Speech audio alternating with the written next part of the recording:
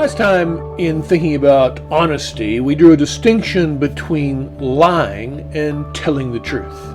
And we considered the moral reasons for our prohibition of lying. We suggested that it involves a violation of both autonomy, primarily, and secondarily, non-maleficence. Now we want to look at the basis for that positive obligation to tell the truth, to be honest, to give patients that information they need to participate in decision making. Pay attention to Post and Bluestein's account of the moral basis for truthfulness in the healthcare context on pages 47 and 48 in Chapter 4. They appeal, as we've already indicated, to autonomy, that healthcare professionals must tell the truth to their patients in order to enable patient self-determination in the healthcare context. They also point to what we would call the principle of fidelity, or the idea of faithfulness to the patient-professional relationship and the trust upon which a good relationship is based. And finally, they appeal to a consideration related to the principle of beneficence. They argue that productive therapeutic encounters, that is to say, therapeutic encounters that actually work to make patients healthier, better off, depend upon a truthful management of information. All of this points to the duty that healthcare professionals have, not simply to avoid lying, but to tell the truth, to promote understanding in their patients such that patients can participate in decision making, such that the trusting relationship is built, and such that those interactions actually benefit patients as well as they can.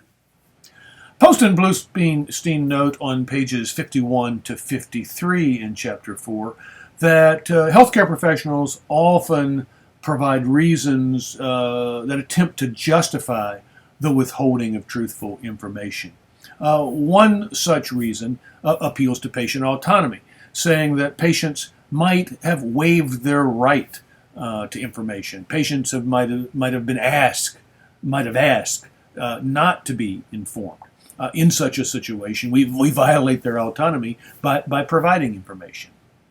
Post and Bluestein do say that this is a valid set of reasons, or a valid reason for withholding truthful information, and they note it's often an aspect of respect for the patient's particular culture. Some cultures do not value patient participation in decision making the way we do, and patients from those cultures might well waive their right to truthful information so that they can participate.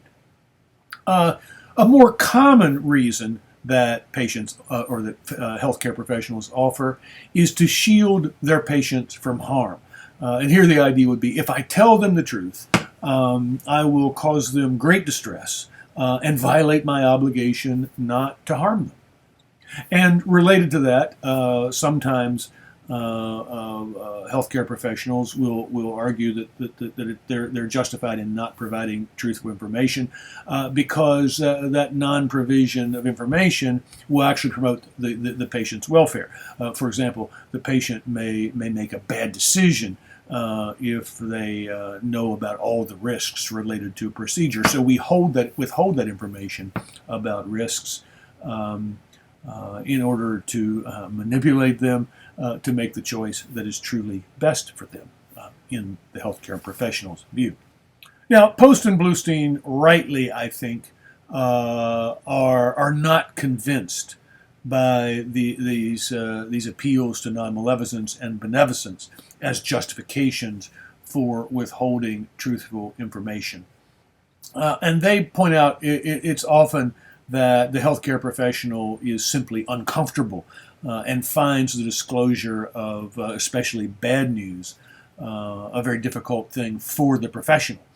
And they argue, rightly again, that disclosure, especially of bad news, is one of the healthcare professional's most difficult, but also most important clinical tasks. They argue that deliberate vagueness rather than sustained effort to communicate truth. That deliberate vagueness creates confusion, anxiety, mistrust, and unrealistic expectations among patients. Now, they're not advocating brutal, insensitive communication of bad news or truthful information that have bad components. They talk about something called compassionate candor. Now, candor is honesty, but compassion reflects a concern about the feelings, about the distress, about the anxiety of patients in hearing bad news. So what they say is that healthcare professionals need to learn compassionate candor. With regard to the idea that truth is often harmful to patients, they say there's a profound difference between something being distressing and truly objectively harmful. Yes, hearing bad news may be distressing, but very seldom does knowing a bad truth actually do harm to the patient. You should also notice their reflections on the reality that it's sometimes pressure from family members that encourages healthcare professionals to be less than fully honest with patients, and that healthcare professionals should remember that their primary responsibility is to the patient. And then finally, this very interesting comment that Post and Bluestein make in saying that depriving patients of hope is never justified. But often the reality is that what healthcare professionals have to do is help patients redefine what hope means in the face of some really bad truth. Well, hopefully this has provided you a helpful introduction to the importance and the challenges of honesty for healthcare professionals in the very difficult context of providing health care to people who are sick, who are anxious, who may be dying. In such a context, a trusting patient-professional relationship is crucial. In such a context, patients have a legitimate expectation of healthcare professionals that they will tell the truth with compassionate candor, helping patients to find the hope that is possible for them in these difficult settings.